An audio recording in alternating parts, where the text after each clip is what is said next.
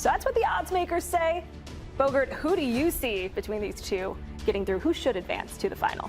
Arsenal should absolutely be the favorites. I think that's a fair line that's set, given they are in a title race in England. The Premier League should have been wrapped up, but there's some still. Atletico Madrid is not near the title race in La Liga. They don't have the same resources as Arsenal, and I think Arsenal have more talent. That being said, I think Atletico Madrid are getting through. But some of that talent, Jeff, we talked about it yesterday, could be unavailable, not just for this tie, but down the stretch for Arsenal. There's concerns right now about Kai Havertz, Eze as well. I mean, and those are just a couple on the list. When you look at the players who could be unavailable for Arsenal, I mean, how much cause for concern is that for Mikel Arteta and company? Yeah, I think you can only look at it game by game. So, for instance, Havertz, he won't be available for this game. Duran Timber looks like he should return. Saka came off of the bench at the weekend as well. But I think Havertz will be a big miss because he's such a clever player. And he holds the ball up. They play completely differently as to when Victor Gyökeres plays as well. So I don't think that they will be looking, OK, for the remainder of the season, we don't have X, because it will change literally on a daily basis.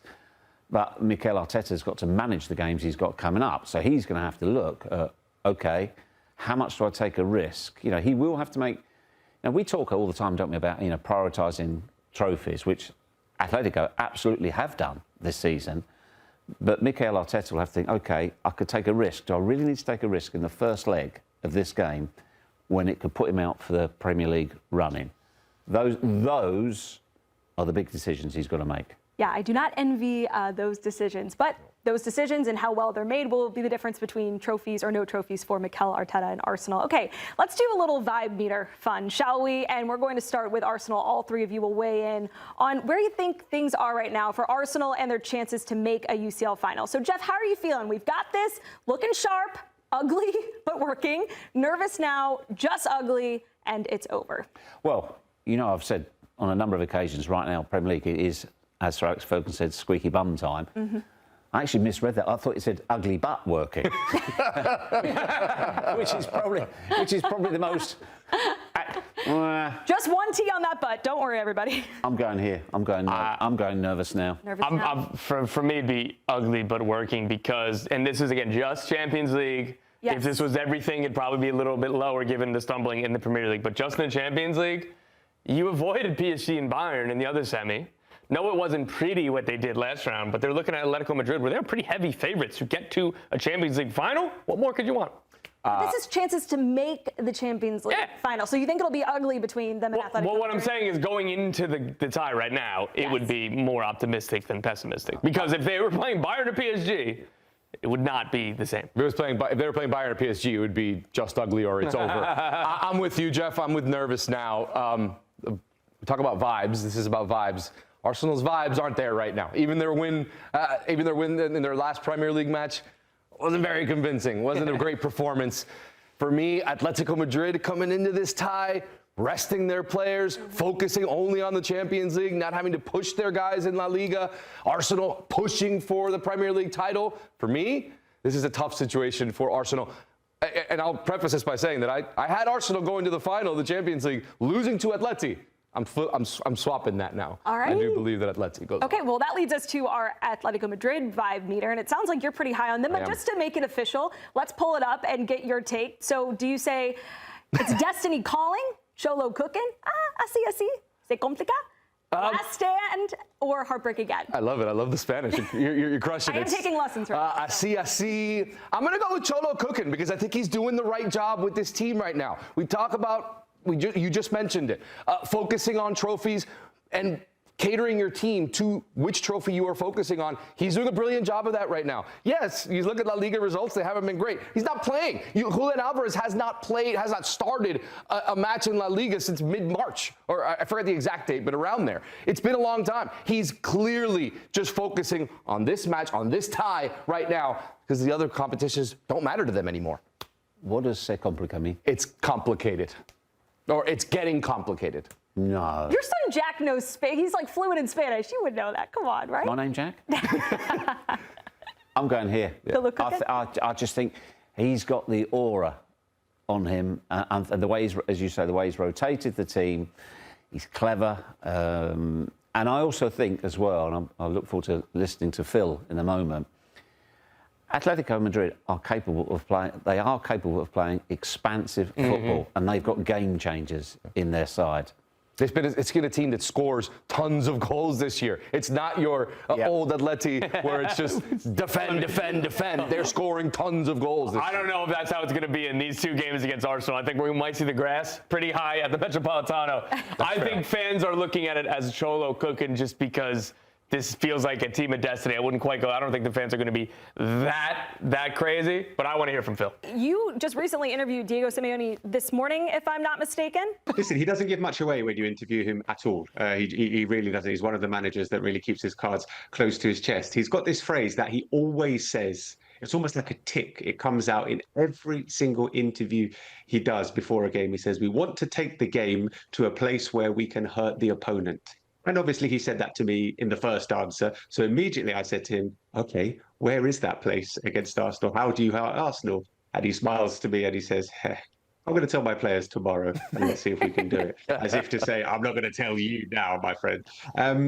He seemed calm. He seemed pretty collected. He seemed focused and he seemed like he was enjoying it as well. You know, after they made it through to the semi-finals, he was euphoric. He was saying, you can't believe how good it feels to be in the semi-finals. The four best teams in Europe. Wow.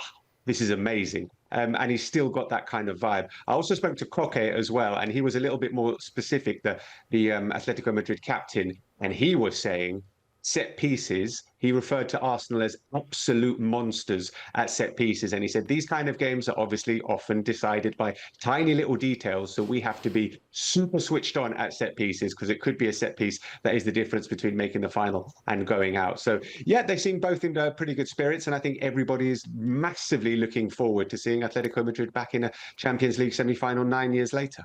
Phil, so they've had a bit of a disappointing run of form within the league, which isn't shocking given that they're just focused on Champions League, but they did just lose the Copa del Rey final. Do you think that that's going to weigh on the players or this locker room at all? So the Copa del Rey final was kind of their get-out-of-jail-free card for having a good season. You win the Copa del Rey final, it's a great season. You've won major silverware, you're in the semi-finals of the Champions League. It is a good season for Atletico Madrid, but they didn't. Which means now I think there is extra pressure on them going into this game because had they got that trophy, they would have been a lot more relaxed. That said, it's the Champions League semi-final. They would have been super motivated and up for it, whatever happened in the Copa del Rey final. But it was a blow. It was a massive, massive blow to lose the final to Real Sociedad. And immediately afterwards, the players and the manager focused on trying to build the fans' hopes up again. It's like, this isn't over. We've still got the Champions League. We need to switch our mentality over to that now. The season isn't over. We've still got something. But yeah, I think there is a little bit of extra pressure on them because they don't have any silverware this season. Phil, Cholo wouldn't tell you, but what do you think their approach will actually be? Because I think it's a bit of a misnomer, you know, they'll leave the grass long, etc. I can see them keeping the grass short and taking Arsenal on at football, pressing them high and going after them. Yeah, I think that's a very good analysis of what might happen. You know, Atletico Madrid love spaces. So if Arsenal sit deep and invite them onto them, maybe they won't quite be as effective. They've got players that are absolutely brutal and lethal if you leave space into them. And if you look at some of the games that they've had this season, you know, they put 4 past Barcelona, who can leave spaces, 5 past Real Madrid, who tried to attack them and they beat them in spaces. They've scored loads of goals this season. Only Bayern Munich and PSG have scored more goals in the Champions League than Atletico Madrid. So I wonder if they might try and press high, but if that high press doesn't work, then sit back and try and almost invite Arsenal on to, if not catch them on the counter, but try and exploit some of the space that they might leave. In terms of midfield, I think Arsenal has got a midfield which is able to maybe try and control the game and have the ball a little bit more. But I don't necessarily think that Atletico Madrid will be too disappointed if that happens. So, yeah, try and make the most of any spaces. Phil, we saw these two teams already in the Champions League, a 4-0 win for Arsenal in October.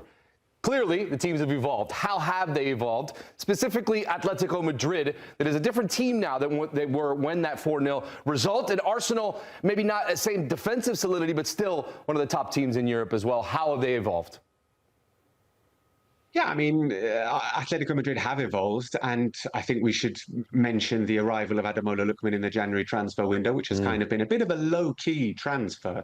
I was actually speaking to some friends back in London, and they were like, "Oh, what? Lookman plays for Atletico now? I didn't realise that." It's kind of like gone under the radar a little bit, but he's had a big impact, and he's the kind of player that can do things that other people in this Atletico Madrid side can't necessarily do. So I think he's added a little bit more directness down that left wing.